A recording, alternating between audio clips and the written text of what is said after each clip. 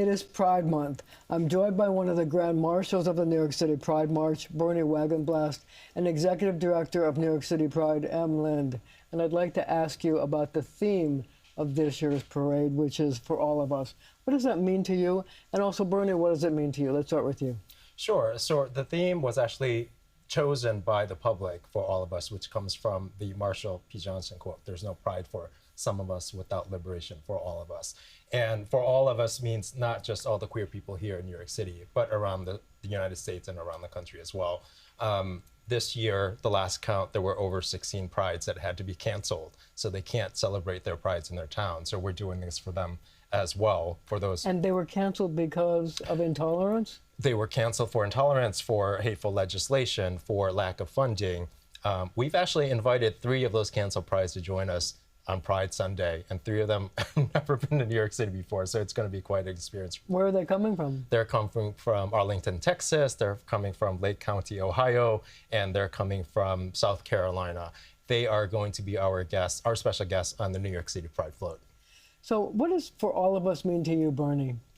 I'm going to emphasize a little of what Em said, that for me, it's people who are all over the country, because my good fortune, I grew up in the New York City metro area. So I've enjoyed a lot of acceptance. But if I were living my same life in other parts of the country, like Texas or Kansas, I would be having a much more difficult situation. And I feel for those people. So what I can do to represent for those folks, that's important to me. Well, we also have to tell people who are watching that they have probably heard your voice like a zillion times. Because? Yes. They would recognize me saying, "The next downtown 1 train is approaching the station. Please stand away from the platform edge." Oh, my God. So let me ask you something. Before you transitioned, you always spoke like that? Well, yeah, whenever I was doing professional work, at least. And so now are you making an effort to change your voice? Yes, that was very important to me, because my voice has played such a big role in my life, not just as a voice actor, but I was on the radio in New York for many years. So my voice is what people would recognize first before anything else. And for me, it was important that I have a voice that match my new presentation. You know, I read about your story, and I was very moved by what you went through, and the fact that you waited until you were in your 60s to actually transition. How difficult was that for you to make that decision and to reach the point where you feel you're in the right place? I think it was something that came along gradually as I understood. I've known I was trans from my earliest memory, so there was never a question or a doubt about that. But what was a little bit of a question was, how would I be accepted? Because until you come out, you're never really sure what kind of a reaction you're going to get. I came out in a public meeting in my hometown of Cranford, New Jersey, and the reaction was amazing. I had so much support from elected officials, appointed officials, just the neighbors in the town. And that really blew me away when I found that. But as I read about it, basically your friend said, "Come on over and I'll give you a dress to wear." You didn't even know what the dress was going to look like. No. And so that was sort of a leap of faith on your part that you were going to actually do this. How difficult was that for you to make that decision to, today I'm going to put on a dress? It was tough. I had her as my support, which was very helpful. It was away from where I live, so no one would know me that I was going to run into, so I wasn't afraid of that. But there's still a lot of concern as you go out for the first time. Do I look like a clown? What are people going to be staring at me? Your imagination always draws up the worst possible scenario. And then I was pleasantly surprised by such a positive reaction. So the decision to make Bernie one of the Grand Marshals must have been a no-brainer for you. But tell me how you reached that decision. Sure. Actually, it's actually a misconception that the staff and the board of New York City Pride chooses our Grand Marshal, so that it doesn't happen like that at all. We actually have our community and the public nominate the Grand Marshals, and the public also vote on the Grand Marshals. Even if we had that power, actually, I would have said, you know what, Bernie would make a great Grand Marshal this year. So I am so elated that our community chose Bernie and 2 other trans women. So we have 3 trans women as part of our Grand Marshals Bowen Yang, and also the Gays Against Guns, which is kind of ironic that we're doing this today on the 10th anniversary of the Pulse nightclub shooting. So I wondered, given the fact that the mood in Washington has been less than supportive, and there's been a mood against DEI and other things, how that has affected your organization, especially when it comes to raising money for the various things that you do. Thank you. So we had a rough year last year. As you may have heard, corporations pulled out.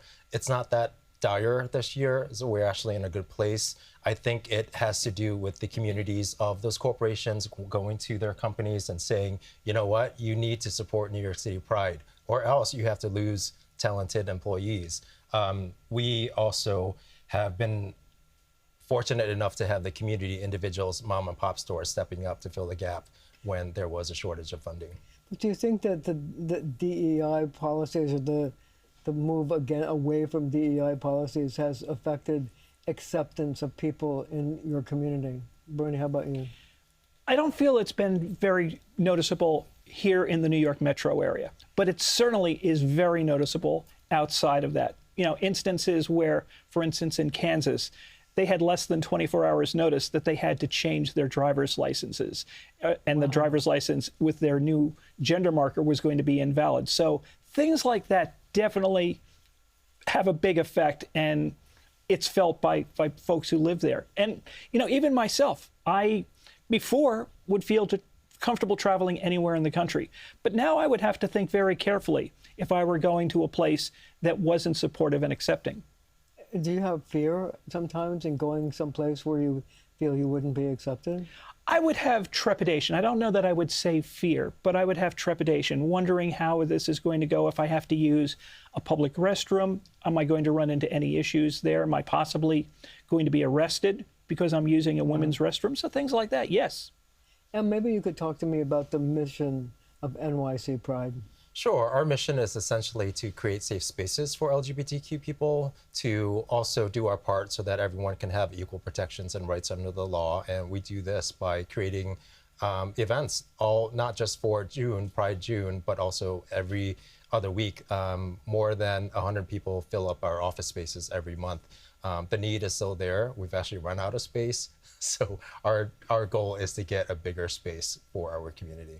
And how long will that take, do you think?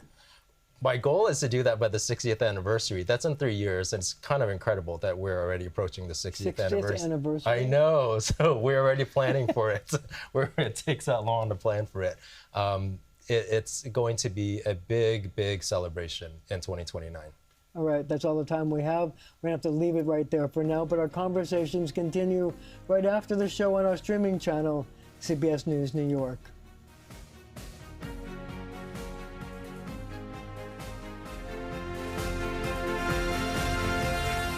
We are back with Bernie Wagenblast and Lynde. And so I'd like to ask you this. The roots of your organization come from Stonewall. So I wonder, what was your response to the fact that the government at one point tried to remove the Pride flag from around the Stonewall Monument? Oof, we were definitely angry. The Pride flag is not just a flag that was designed by Gilbert Baker with some intention. There's meaning behind each of the colors. The colors represent life, joy, resilience, healing, spirituality. Those were things that the queer people fought so hard to have because we didn't have that at one time. So to have that taken away really hurt. And I think that it is also our symbol of safety.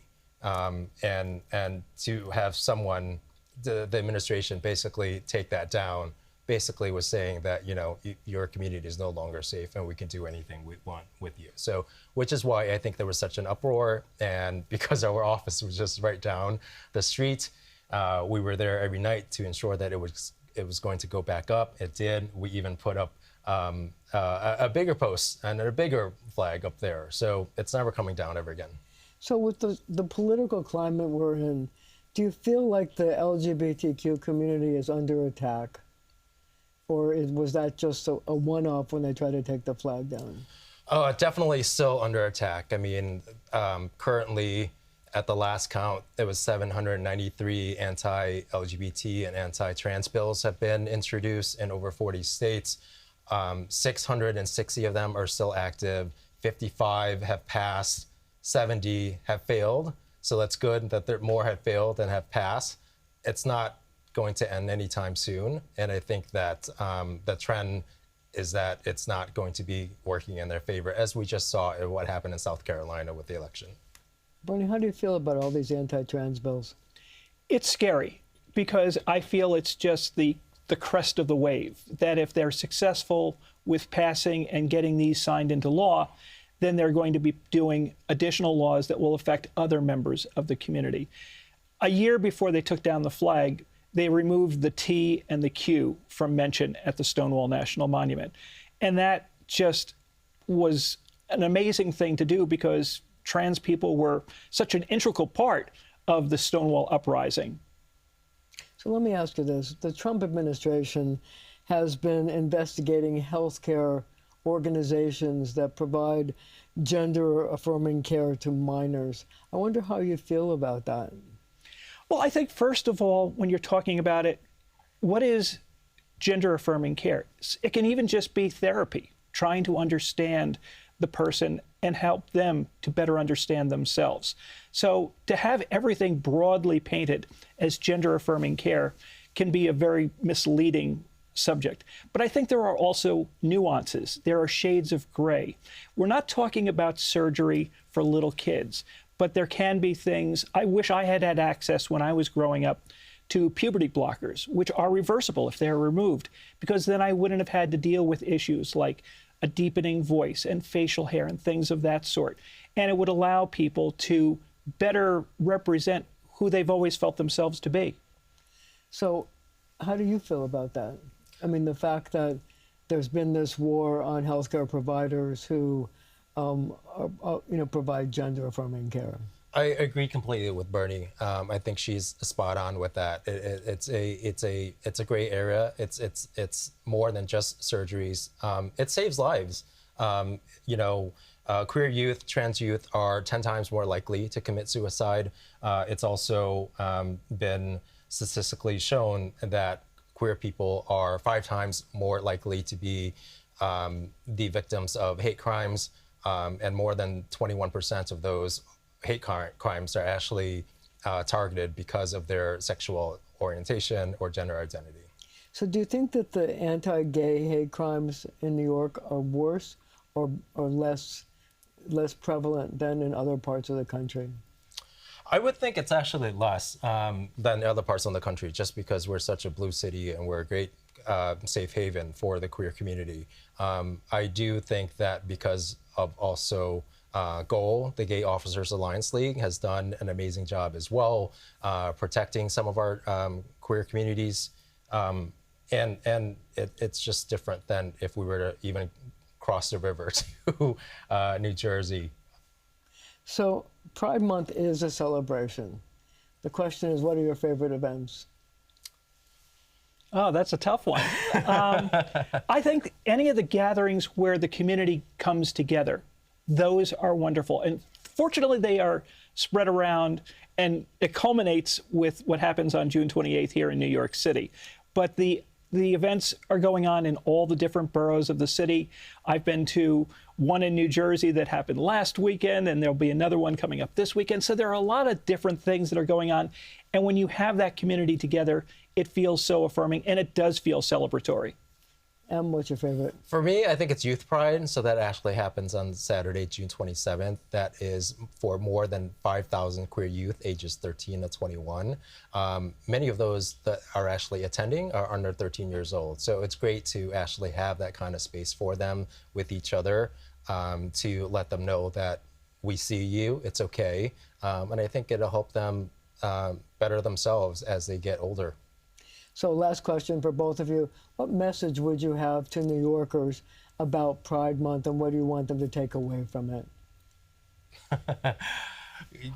I think one of the things that I would say is, if you know a member of the LGBTQ plus community, to let them know that they are loved, that they are appreciated, because that can make such a difference, especially for someone who has just come out. They are very vulnerable often at that time in their life.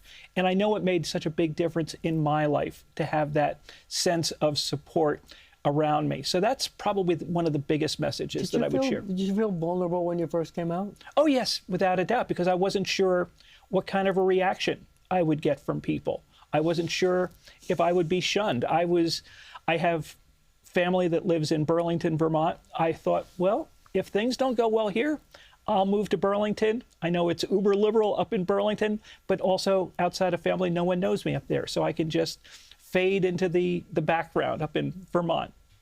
How about you? What would be your message? Pride is not a given. You know, I think the community just sees Pride popping up every June. It actually is only, there's only 7 people that puts on Pride every year, and it costs $3.5 million to put on Pride. 7 people make the whole thing happen? Yes. That's amazing. Yeah, so a lot of people think it's actually kind of run by the city, but it's not. We're a small nonprofit organization that raises money, $3.5 million to put this on. Funding is still needed, and that's why I say Pride is not given. So we definitely still need the community support, corporate support, and it's not too late. You know, thank you both so much for being here. I really appreciate it. And thank you at home for joining me as well.